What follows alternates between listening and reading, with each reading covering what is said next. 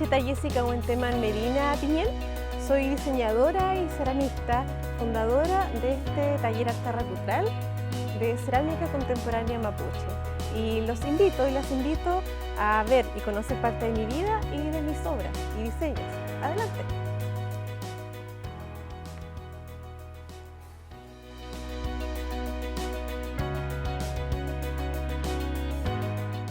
Bueno, la verdad es que mis inicios fueron siempre en el campo. Desde muy pequeña y siendo niña campesina, me gustó siempre disfrutar de la naturaleza, veía imágenes en cada nube que pasaba, me gustaba mucho jugar con la tierra, con las hojas, siempre me gustó dibujar desde muy pequeña. De hecho, mis padres también fomentaron mucho esta capacidad artística y me compraron los primeros útiles, los primeros lápices de colores, los cuadernos, y yo simplemente me iba a vagar por el campo a dibujar a mis anchas, todo lo que yo veía en ese momento. Así es que desde el punto de vista familiar, la verdad es que siempre tuve mucho espacio y mucho apoyo para poder siempre desarrollar toda esta creatividad. Y en la escuela también, en el colegio, yo estudiaba en una escuela rural y me acuerdo muy bien la profesora, la señora Erika Mora, me acuerdo mucho de ella, también me daba mucho espacio para que yo diseñara la pizarra con tizas de colores, que era una exclusividad. Alguien que tomara esas tizas de colores y poder dibujar en el pizarrón lo que yo quisiera. En la familia, mi familia como es familia campesina, tanto por papá como por el lado materno, también hubo mucha influencia en el sentido de que hubo siempre en mi imaginario tíos, tías, abuelos, tíos, abuelos que estuvieron en esa familia y que siempre desarrollaron algún tipo de oficio, sea la cestería, sea, por ejemplo, hacer muebles con la pita, desarrollar las propias herramientas, construir sus propias casas, las propias bodegas,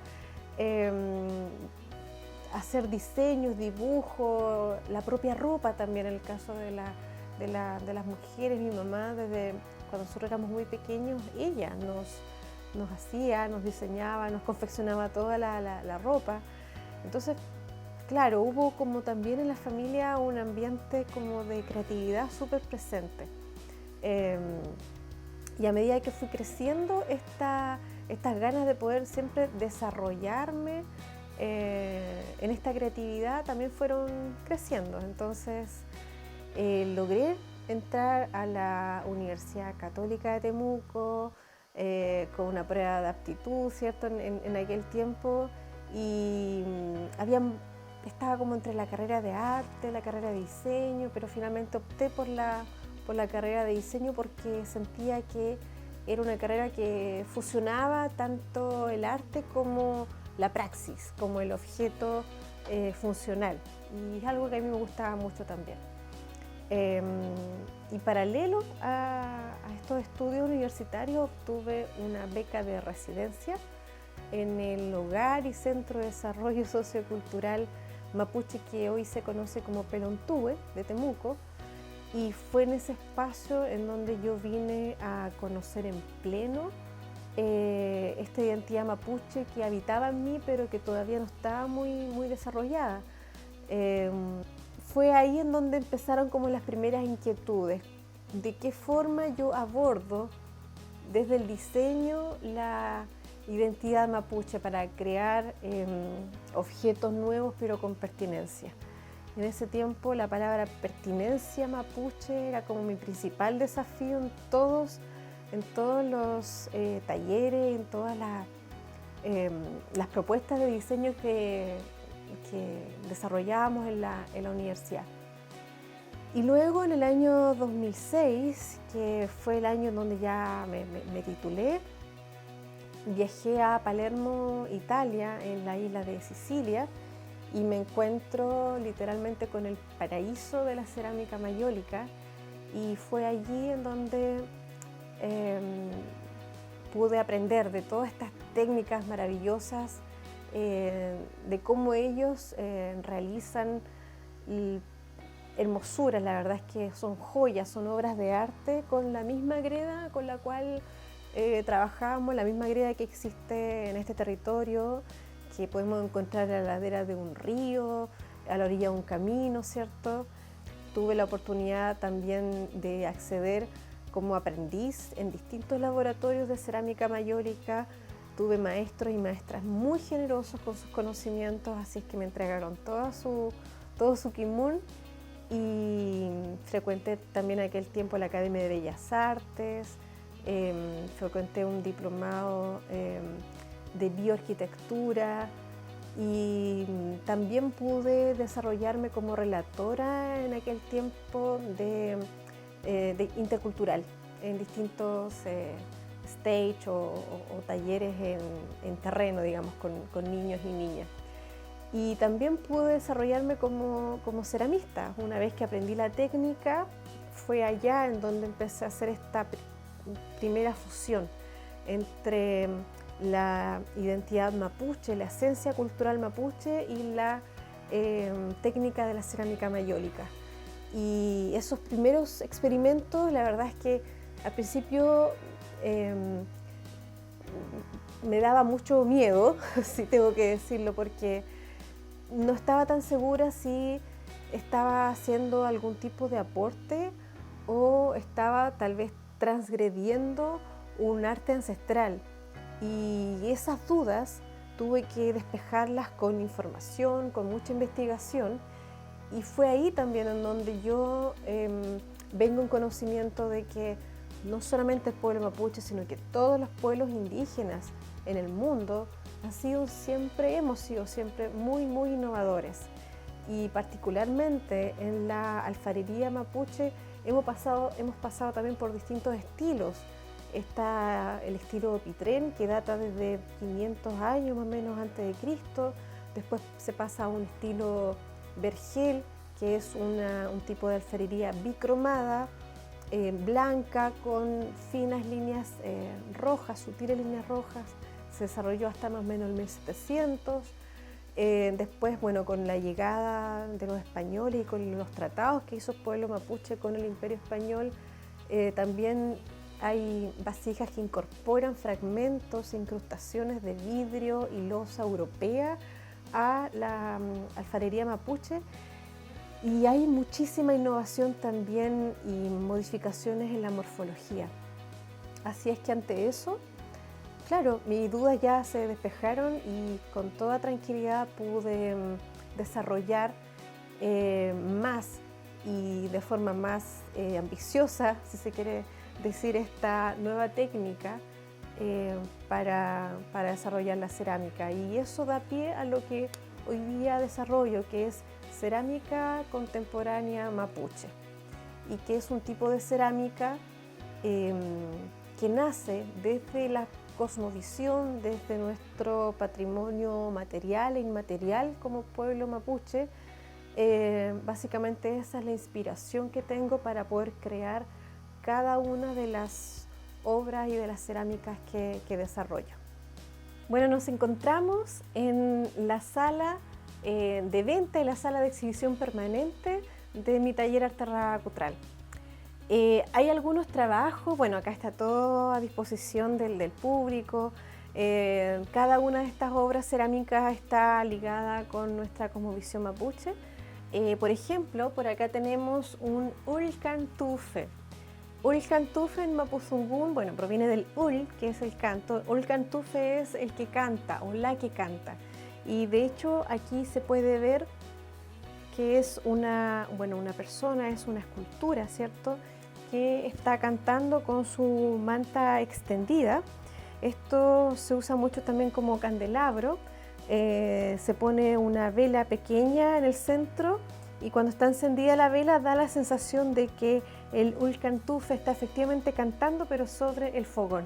También hay otra obra que es una de mis preferidas, que es la dualidad.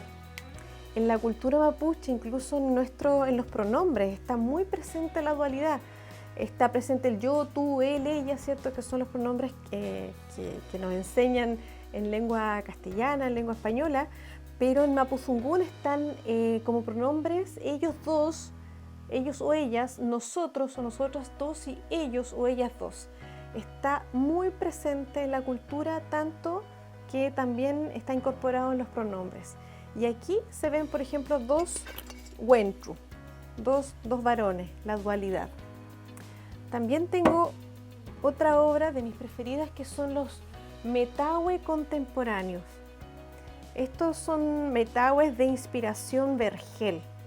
Vergel es esta técnica antigua que era de teñir la pieza con caolín blanco y sobre ella con pigmentos rojos se iban haciendo unas líneas muy delicadas. Bueno, yo he tratado de elaborar más o menos el mismo efecto, la misma estética, pero usando la técnica moderna para producir cerámica. ¿Ya? Esto está completamente esmaltado por dentro, por fuera. Y una última obra especial que tenemos acá es Pillankufe Pillanfucha.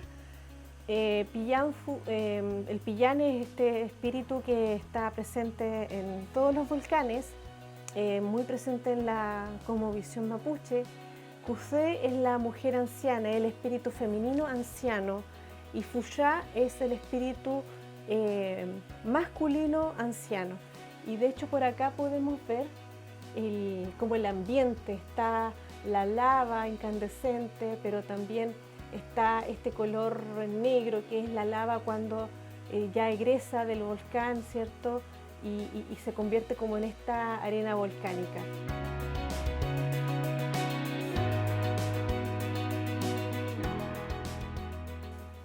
Bueno, la pasta greda yo la extraigo y la traigo de la localidad de nacimiento, ya de la región del Biobío, que es una de las mejores pastas de Chile y que se extrae, por cierto, de la ribera del río Biobío. Como compro en muchas cantidades, a veces la pasta se seca, la pasta greda, y por ende para poder recuperarla lo que hago es fundirla con agua, mezclarla con mucha agua dentro de una tinaja. Luego, con ayuda de una tablilla, una tabla de madera y de algún tipo de género, esto por ejemplo es simplemente bolsa de harina, lo que voy haciendo es tomando pequeños cúmulos de pasta y las voy poniendo sobre la tabla, y esto se deja secar a temperatura ambiente, pero no secar al 100%, sino que ya cuando la pasta se le haya ido, se le haya evaporado la suficiente agua, yo lo que hago es tomar con el mismo paño, le voy dando la forma, la voy golpeteando también con el uslero o con otro material para irle dando la forma. ¿Para qué? Para poder llegar finalmente a un cilindro compacto. Este cilindro estaba en este proceso, así es que ahora ya está recuperada la greda y puedo volver a trabajar con ella en el taller.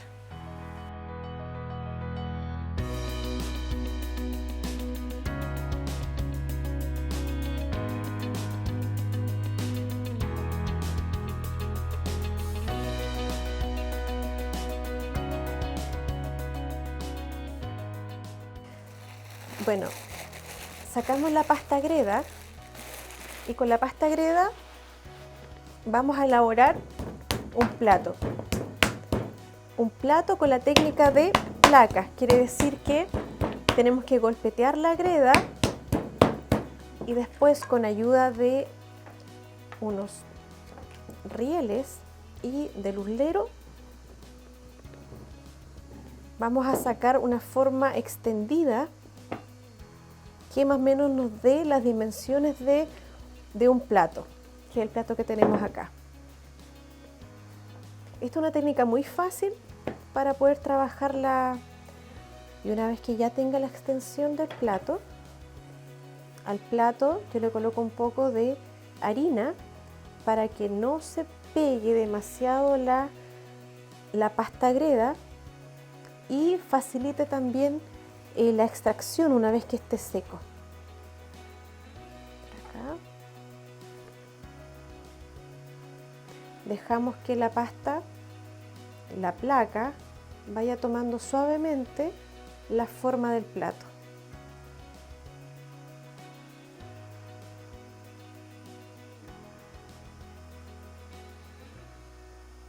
Cae suavemente y luego cortamos el excedente.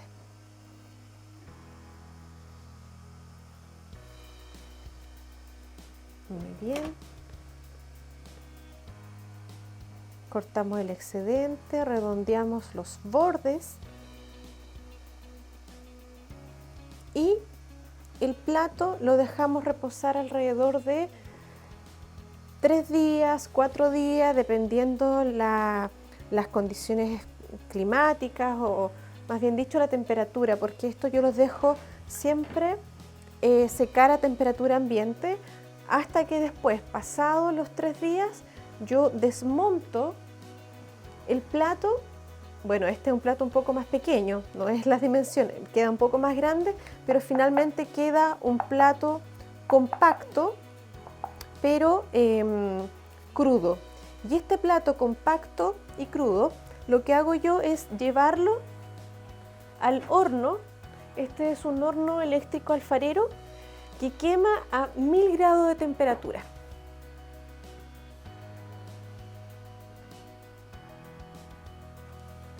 Vamos a programar el horno.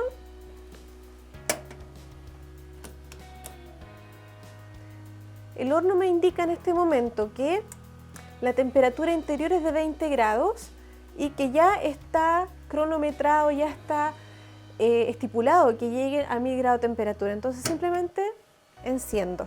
Pasan más o menos 24 horas el proceso completo desde que hemos puesto la greda, el plato seco, hasta poder extraer el plato del horno eléctrico alfarero. Es un proceso más o menos largo, ya la temperatura bajó y lo que tenemos como resultado es un plato que se llama bizcocho o terracota o alfarería. Tiene una quema y llegó a los 1000 grados de temperatura. Y este plato lo vamos a empezar a esmaltar, esta vez con pincel, porque el tipo de diseño que vamos a desarrollar es un diseño que requiere un esmaltado con el pincel. Hay otros tipos de esmaltados que se hacen sumergiendo la greda, por ejemplo, en un recipiente lleno de esmalte. Pero esta vez yo requiero del pincel, porque el pincel me da un acabado menos homogéneo y es lo que necesito para el diseño final de la pieza. Esto se hace con un pincel de punta orgánica, quiere decir con un pincel de pelo de camello, son los mejores. La diferencia entre la alfarería y la cerámica es que la alfarería lleva una quema que puede ser a fogón, que puede ser con ayuda de algún horno alfarero, ya sea industrial o artesanal, o ya sea en horno eléctrico, pero lleva una sola quema. En cambio, la cerámica lleva 2 quemas, porque la segunda quema es para que se adhiera justamente el esmalte a la pieza de terracota. Aquí tenemos un tipo de esmalte y ahora le vamos a aplicar el otro tipo de esmalte. También siempre de forma poco uniforme, poco homogénea. Ya estamos casi terminando. Muy bien. Una vez que hemos aplicado el esmalte de esta forma así tan pincelada, lo que debemos hacer es esperar media jornada hasta que el esmalte realmente se adhiera, sea absorbido por la pieza alfarera, por la terracota. Y una vez que el esmalte es bien absorbido, recién en ese momento yo puedo tomar pigmentos, que son pigmentos para cerámica, y voy a tomar particularmente uno que es de color marrón, oscuro, ¿cierto?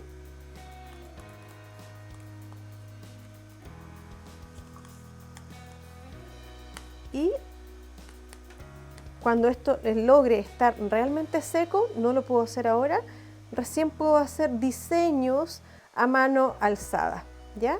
No lo podemos hacer ahora porque está todavía mojado. Y una vez que esté entonces el diseño puesto sobre el esmalte, yo llevo esta pieza al horno por segunda vez.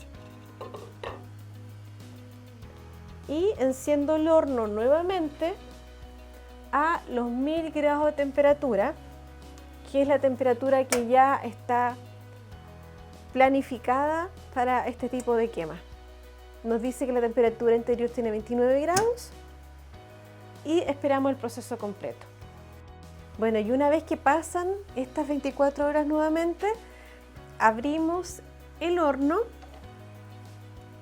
y esta segunda quema, lo que hace es que se adhieran perfectamente los esmaltes al plato bizcochado.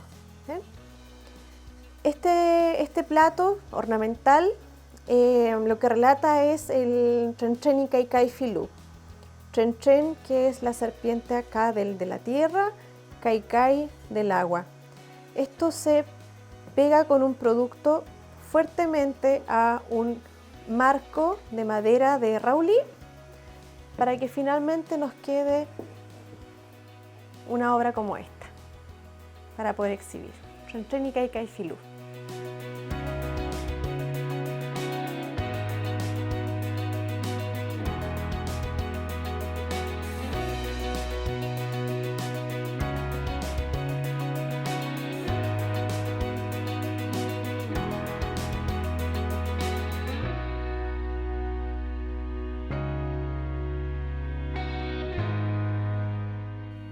Bueno, amigas y amigos, les agradezco que hayan venido a conocer parte de mi trabajo. Pueden seguirme en Instagram, Huentemanque, y también en la fanpage de Facebook Taller Arterra Cutral. Y también les invito a seguir el próximo programa, El diseño de mi historia, del canal UCT. Muchas gracias. Peucayal.